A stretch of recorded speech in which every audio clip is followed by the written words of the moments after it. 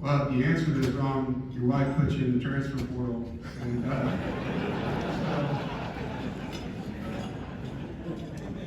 yeah, those comedy classes really helped me out. Local junior college. I think the biggest thing is just remembering who you are. I think Sarah does a great job of holding me accountable to my roots and my why, serving these guys and the program. And when you get to this level, they say new level, new devils.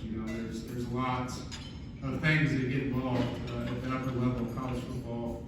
And so, most of us chose coaching because we love competing and we love helping young people advance in their lives.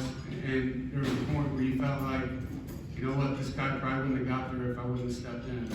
And that's a really valuable feeling as a coach. And so just remembering your why, I think she does a great job of keeping me grounded. Just telling me what I need to hear, at the right times. I'm in favor of it. I think it's, for them, they work hard, and it's hard for them to earn additional income. It's hard for them to find time to have a job and things like that. Some of them, as you know, are very popular figures, not just on our campus, but across the country for how they play and who they are. And so their opportunity to monetize that as current student athletes, I think, is terrific, and I'm behind that. The problem is the enforcement of the rules. They technically have rules, but there isn't any enforcement right now, and so we need the NCAA to help us with that. And I think that'd be the biggest thing is the recruiting aspect. They really need to step in and get involved in that aspect of where NIL is for us as coaches. I painted houses for 7 summers with my high school basketball coach and some buddies, and that was the minimum wage. It was like $4.50.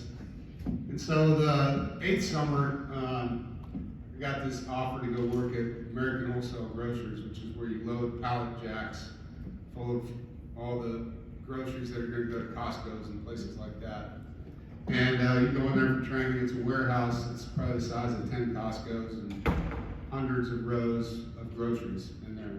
And you pick up your list, 97 items, should take you 7 minutes and 37 seconds. And you got your pallet jack, and it's 100 degrees in Kansas City. And so I get trained by a guy who worked there 30 years that couldn't read, but he knew where every single part of that warehouse was, every single thing in there. And at the break, everyone there was on the union. You go in and sit with the truckers, and they also had Leavenworth Prison down the road, and they bring in their work crew every day. And so I learned real quick that I needed to graduate from college, working in that warehouse. And I made $10 an hour. I thought I was rich. By the end of it, I was begging to be on the ladder with a bucket, paint houses again. I'll tell you that.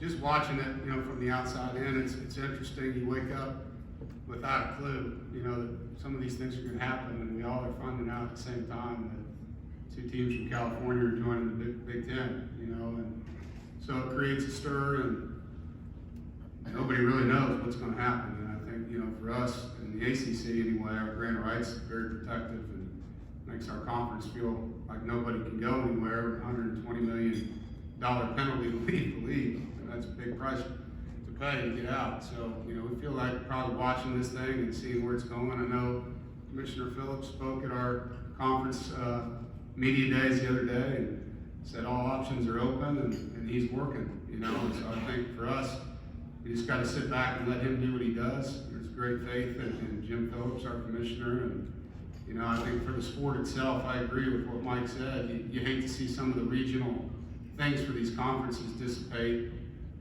I was in the Pac-12 one time at USC, and that's a lot of travel for their student athletes. I can't imagine being on a team that plays multiple games a week and having to travel to Wisconsin or Rutgers or a place like that from Los Angeles. And if you're playing a noon kick, and on the East Coast as a California kid, you're going to be getting up at 4 a.m. your time to go play that game. So it's going to be interesting, just to see how the kids, because that's who's going to suffer, in my opinion. Yeah, they'll have more money and they'll build nicer facilities, but game day is what matters to all these athletes. That's why they do it, and that's going to be hard for them.